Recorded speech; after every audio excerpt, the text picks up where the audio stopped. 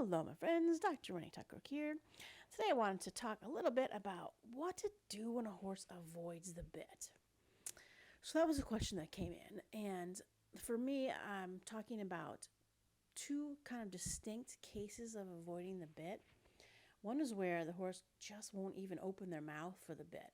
Like they barely open their lips. They're like, slide it in. I can't open my mouth anymore. That's definitely kind of avoiding the bit. And then the other type would be where they don't want to put any tension through the reins onto the bit. In some cases, so much so that they're way behind the vertical. Like they do not want any contact with the bit. So that's what I mean by avoiding bit, both of those cases. Now, when we try to solve this mystery, as you may imagine, we're mostly thinking about, well, it's got to be something about the head, right? Probably the mouth, but the head probably seems reasonable. And I think that's good.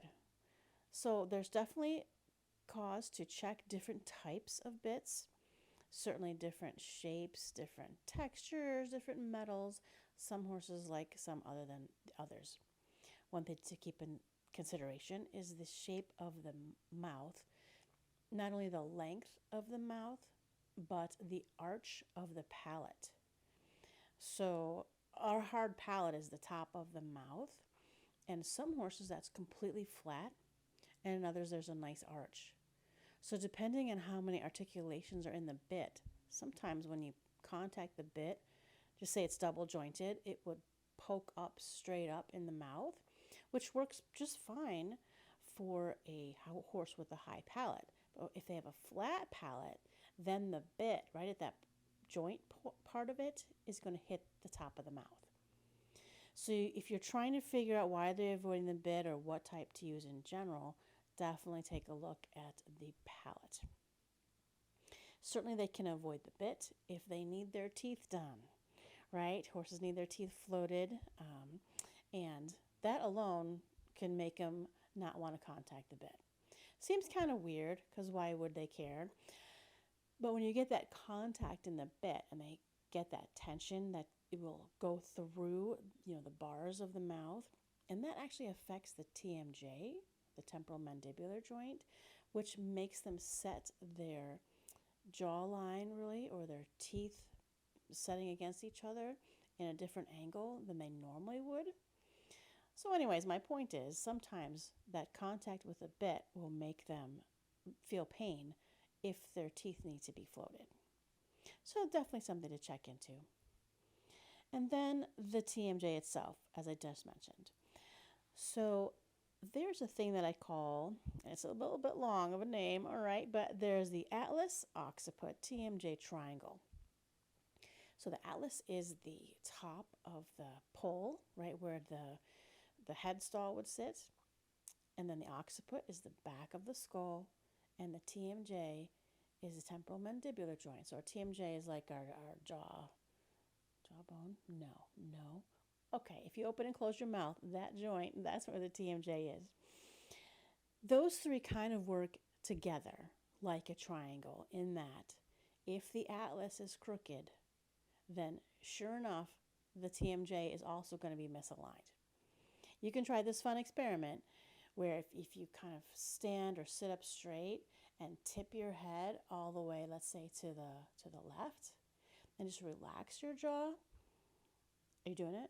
You can do it. It'll be fun. Okay, so you just tip your head to the left and just relax. What you should notice is your lower jaw will move over to the left, just slightly. Okay, and the same thing should happen to the right. This is just showing you how if the head is tipped to one side, the jaw will go with it. All right, and then if the jaw is stuck, that's kind of a clue. If when you tip your head to the side it doesn't move, that you might have a TMJ issue. And some people who do have TMJ issues, like they know about, like it hurts and sometimes they grind their teeth at night, what they've told me is if they have a TMJ issue, they actually don't want to bend their neck.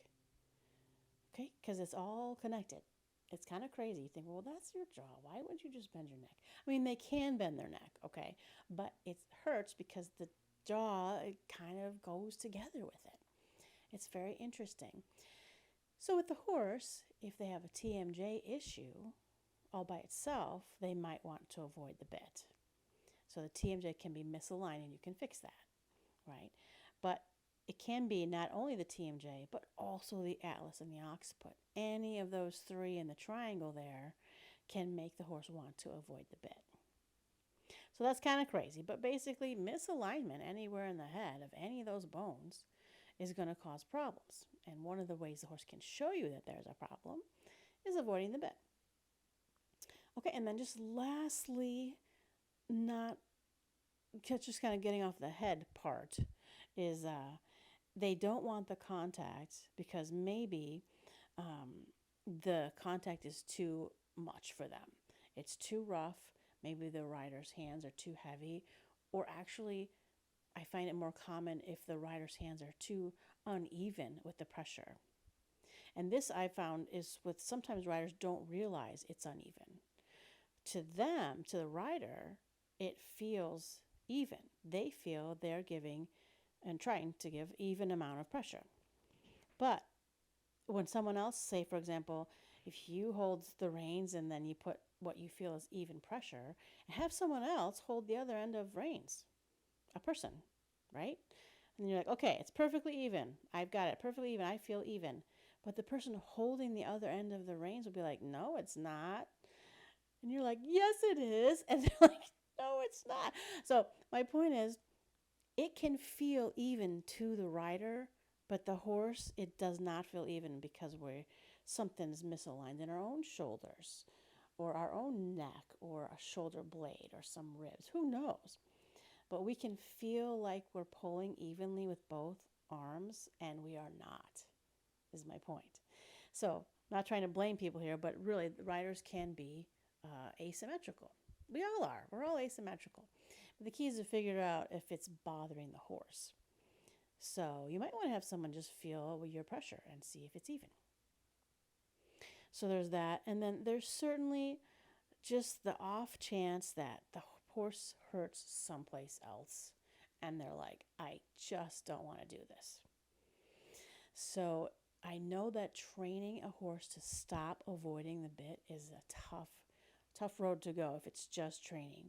I'd like to encourage everybody that if the horse consistently is avoiding the bit, try to check these things first to make sure that there's not a problem involved before you spend all that time and energy and money training the horse to get correct bit contact.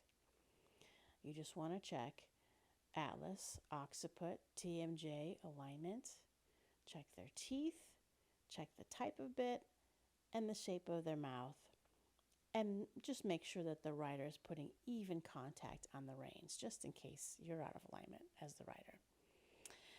All right, my friends, I think that is all. Please let me know if you have any questions, and we'll get that in on the next podcast. All right, thanks for listening. Talk to you later.